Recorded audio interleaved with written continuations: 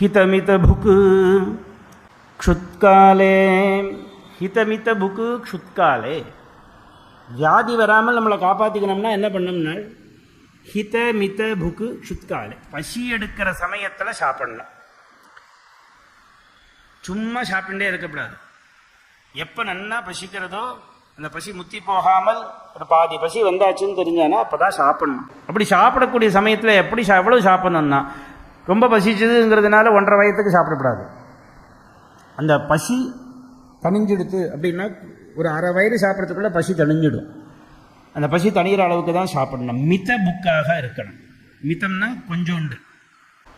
ஹித புக்காக இருக்கணும். சாப்பிடக்கூடிய விஷயமானது சாத்விகமாக இருக்கணும், நல்ல ஆகாரமாக இருக்கணும், நமக்கு ஜீரணமாகக்கூடியதாக இருக்கணும், பக்குவமானதாக இருக்கணும். எதை சாப்பிட்டா ஒன்றும் பண்ணாதோ அந்த மாதிரியான சாத்விகமான ஆகாரத்தை அளவோடு சாப்பிடு, பசிக்கும் போது சாப்பிடு அப்படின்னு சொன்னார். சாப்பிட்ட அப்புறம் கிருத பரிசங்கிரமணா, சாப்பிட்ட அப்புறம் நடக்கணும். சாப்பிட்ட உடனே அப்படியே போயிட்டு படுத்துன்னு தூங்கக்கூடாது, உட்காண்டிருக்கக்கூடாது. சாப்பிட்டானா பிரிஸ்காக ஏற்றிருந்து உடனே நடக்கணும். எவ்வளோ நடக்கணும்னு சொன்னார், 100 அடியாவது நடக்கணுமா. கத்வா சதபதம் சனைஹி, கத்வா சதபதம் சனைஹி. சாப்பிட்டப்புறம் ஒரு 100 அடி ஆற்றுக்குள்ளேயே அப்படியே ரவுண்ட் அடிக்கிறது, ஏதாவது ஒரு இடத்துல போய் நடக்கணும். நடக்கிறேன்னு சொல்லி காலங்காத்தால் எக்ஸசைஸுக்கு நடக்கிற மாதிரி காலை தாம் தூம்னு தூக்கி வச்சுட்டு நடக்கக்கூடாது. சாப்பிட்ட அப்புறம் மெதுவாக தான் நடக்க சொல்லியிருக்கா. சனைஹி.